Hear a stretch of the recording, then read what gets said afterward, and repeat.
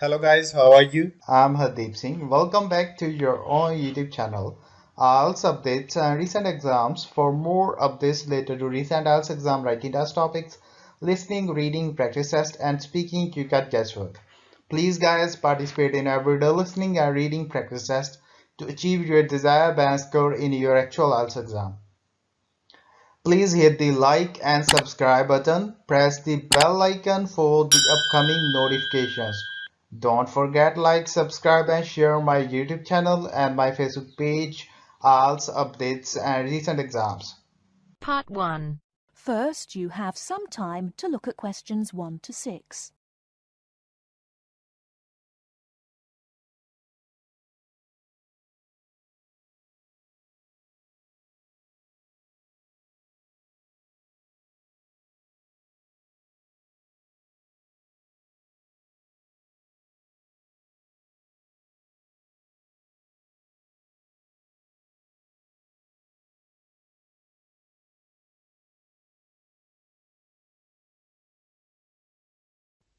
Hello, my name is Dave Burns, and I'm here to tell you about the welcoming party we're having for new students.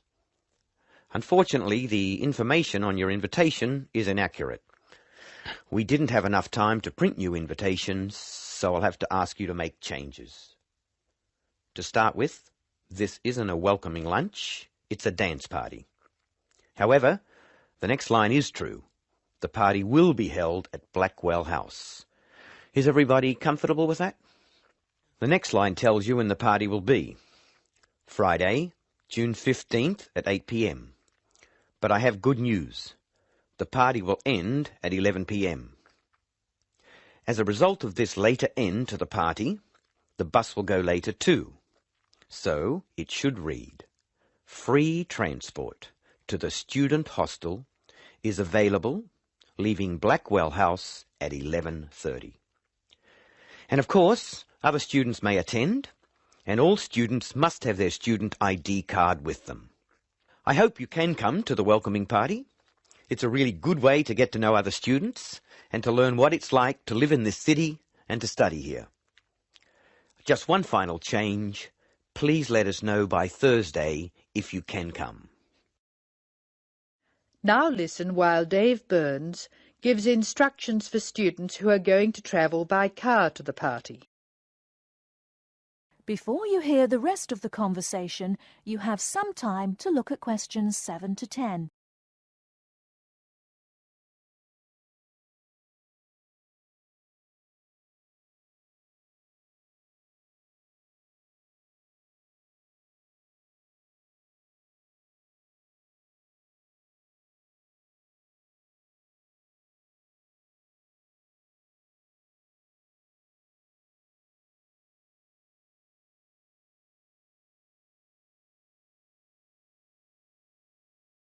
Now listen and answer questions 7 to 10.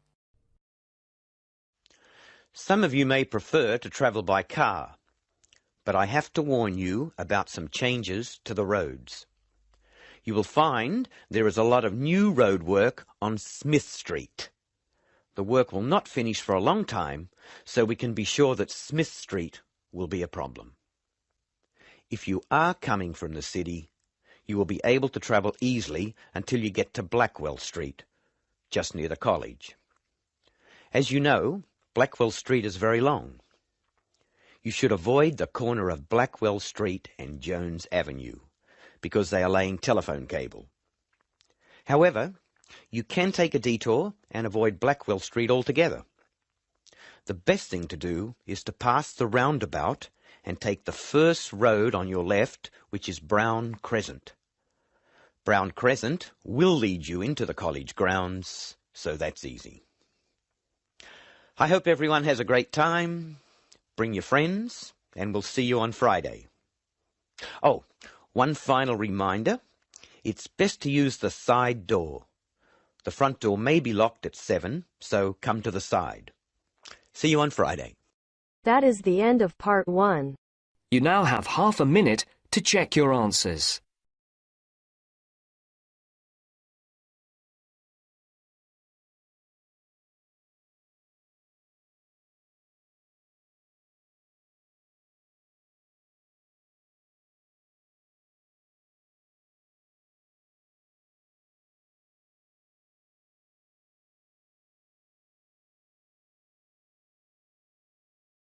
Now turns to part 2.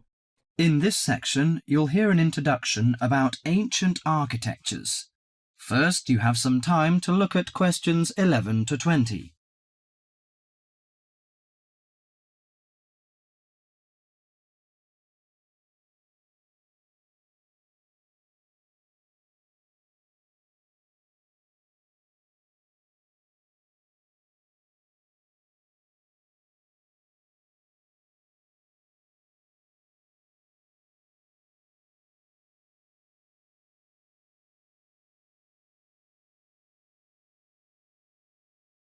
Now listen carefully to the tape and answer questions 11 to 20. The architecture of the ancients often reflects the ideas and beliefs of that time. Some of the ancient structures can give us a glimpse into the minds of the people who built them. Now, Professor Francis is going to talk to us about ancient architecture. No story is more interesting or impressive than the story of architecture, and in particular the activities of human beings in the art of building. Let's have a look at this in some detail.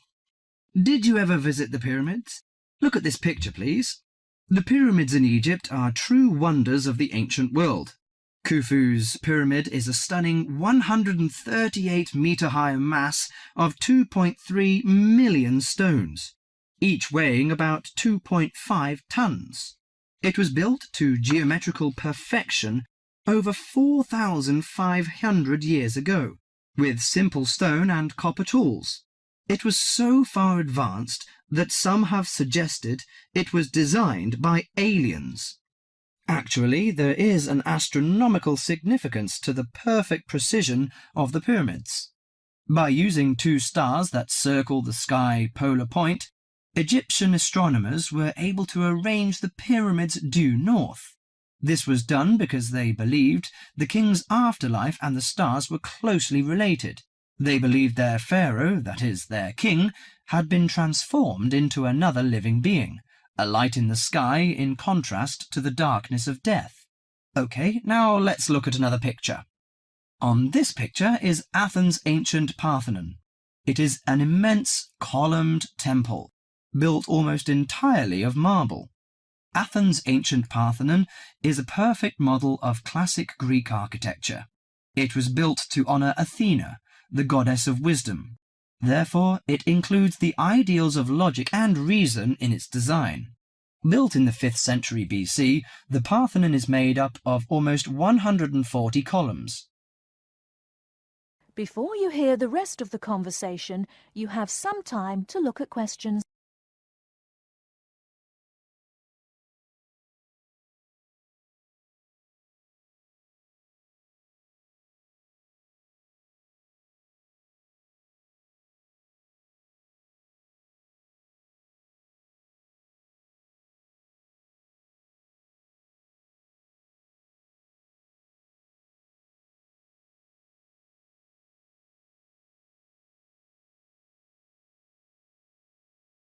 The Greeks associated the columns with the virtues of a human being: strong, orderly, proud, and beautiful. The height and width of the Parthenon are designed with the rational logic of geometry. The upper diameter of each column is a bit narrower than its base. It bulges slightly in the middle and slants inward. This kind of optical illusion makes the columns appear more graceful and thus more beautiful. The Parthenon also symbolizes democracy. Each column supports the entire structure, just as each person contributes to the government.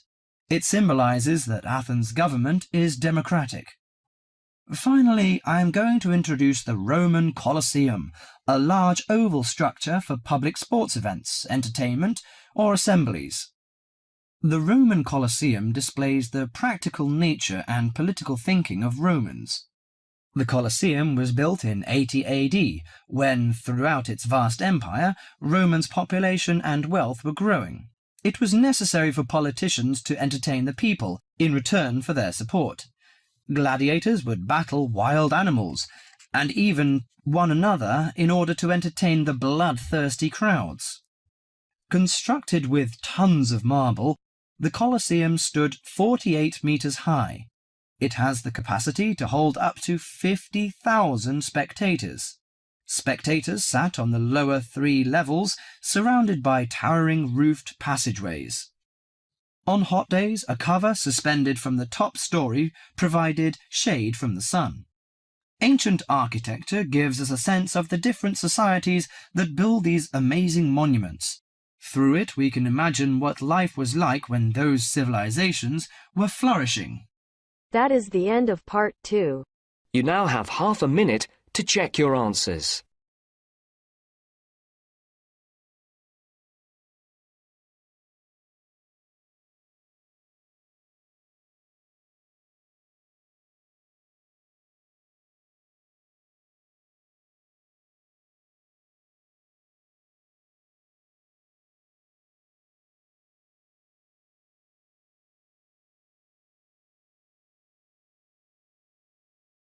Now turns to part 3. You will hear 4 business colleagues discussing a takeover proposal. First, you have some time to look at questions 21 to 27.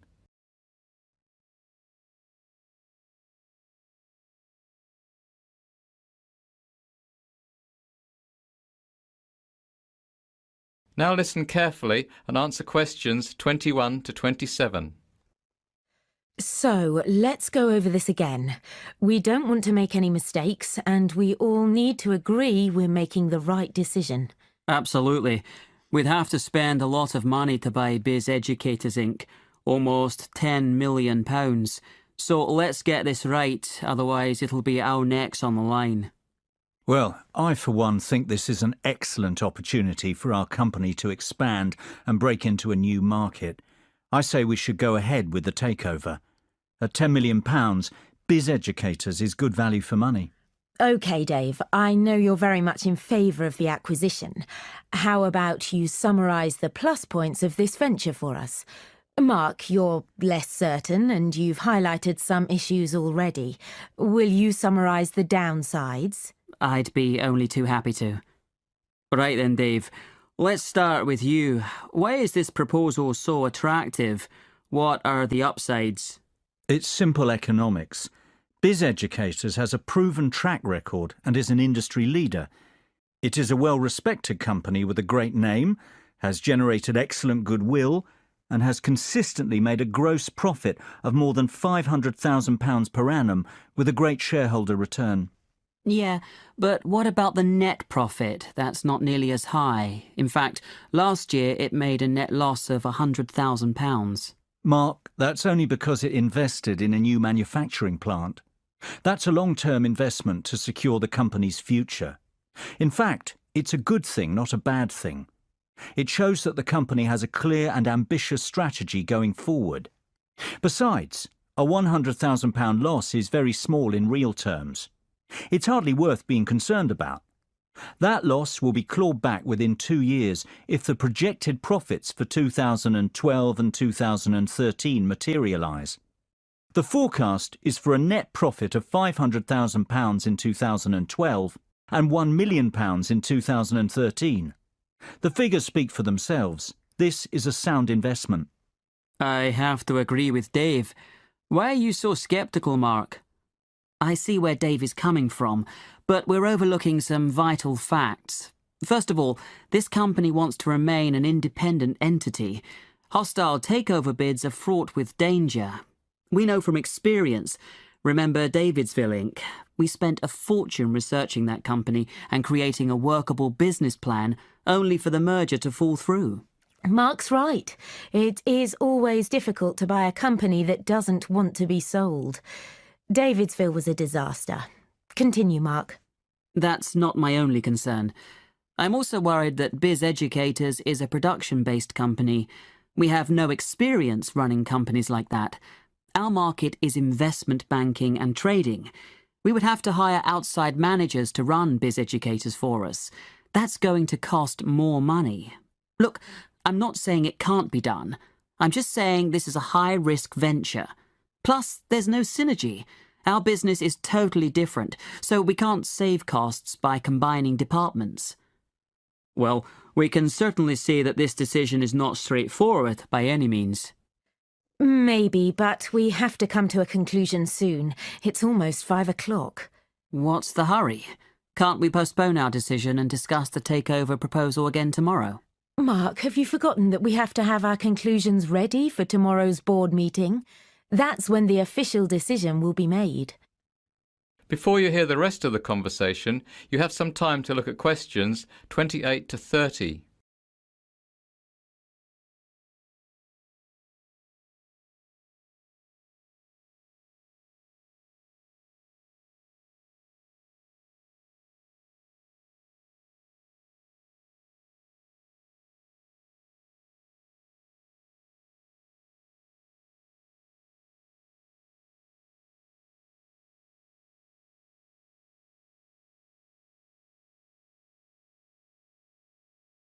Now listen and answer questions 28 to 30.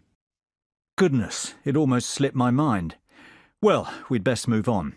Mary, John, you were uncertain before. Now that you listened to the pros and cons of the proposal, what do you think? I think it's a great opportunity for our business. Biz Educators is definitely profitable, and it is a business on the up. It's growing and is a very attractive takeover proposition for that reason. No one doubts that it's a very successful business, but the question is, should we invest? I say we should, provided we can guarantee the following. First of all, I would like assurances that the management of Biz Educators won't oppose us outright. That would make the bid too difficult. Secondly, I think we need to ask an independent mediator to broker the deal on our behalf. Last time we tried to negotiate our own takeover. It was a disaster, as Mark said. I agree, Mary. I'd also like us to carry out another audit of the company's books. In fairness, John, I don't think that's necessary. We've done a thorough audit already. It'll just cost more money. We must keep the deal secret until it goes through, though. If this gets leaked to the press, Biz Educators won't be happy. That will make the management even more hostile towards us. Good point, agreed. I don't think we need to be concerned about projected profit margins, goodwill or accounting issues. Biz Educators has kept very up-to-date account books. Great. Then we're all agreed. The takeover should go ahead provided we proceed cautiously. That is the end of part 3. You now have half a minute to check your answers.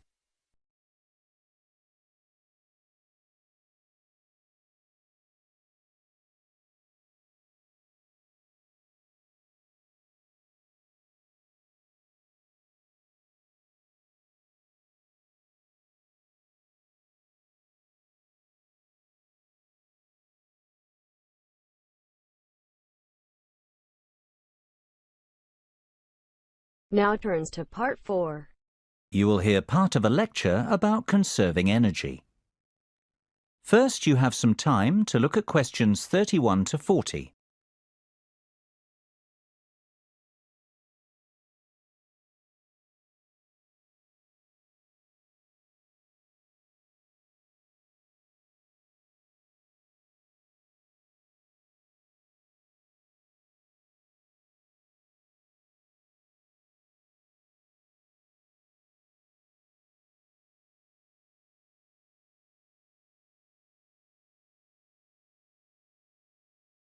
Now listen carefully and answer questions 31 to 40. I'd like you to give a warm welcome to our guest speaker today, Dr. Sophia Martin from the Faculty of Science. Dr. Martin is an expert in energy conservation, and she's going to talk to us about ways we can conserve energy in the home. This is a very important subject, as the world we live in is facing dramatic and potentially destructive climate change as a result of our excessive wastefulness and aggressive exploitation of natural resources. Thank you for the kind words, Alice. You are quite right. We face an unprecedented climate crisis, and it is up to each and every one of us to do our bit to help stop global warming. Believe it or not, if we all took some simple steps, we could dramatically reduce our carbon footprint and help protect the environment. It is not a cliché. It is not silly nonsense talk. One person really can make a difference, and I hope that after my speech today, you will understand how. But first, what exactly is your carbon footprint? Basically, it's how much you pollute the environment as an individual, or rather what volume of greenhouse gas is emitted into the atmosphere because of your day-to-day activities. The key to stopping global warming is for each of us to reduce our carbon footprint. And if we conserve energy in the home, we can achieve some truly dramatic results. Our homes are actually very inefficient from an energy conservation perspective. Indeed, more than 65% of all homes aren't insulated enough.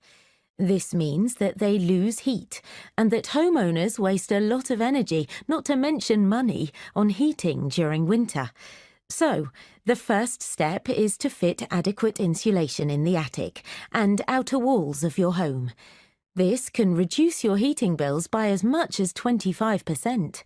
What's more, the government offers grants to people who want to have their homes re-insulated, so it isn't a very expensive process, and you will probably recoup your investment within a couple of years. I would encourage everyone to consider this course of action. Both your wallet and the environment will thank you. Believe it or not, there are even simpler things we can do. For a start, never paint your interior walls in dark colours. Dark colours absorb heat. Therefore, you will waste more energy trying to keep your home warm. Always use light colours on interior walls. Did you know a dishwasher that is 50% full uses almost the same energy as one that is 90% full? The moral of the story is to wait until your dishwasher is packed before switching it on. It'll save you and the environment. The same is true of most household appliances, so try to use them only when necessary. Another startling fact is that replacing just one normal light bulb with an energy-efficient light bulb will save you £25 over the lifetime of the bulb. Now, just imagine the savings if you replaced all the bulbs in your house. Having large windows seems to be in fashion right now, yet it makes no sense whatsoever from an energy-saving perspective. Windows are one of the biggest causes of heat loss. If you have large windows at home, my advice would be to close the curtains and blinds as often as possible. This will help your rooms retain heat. Another simple way to retain heat is to close all inside doors, especially ones which lead into cooler parts of the house. Carpets and rugs are great floor insulators.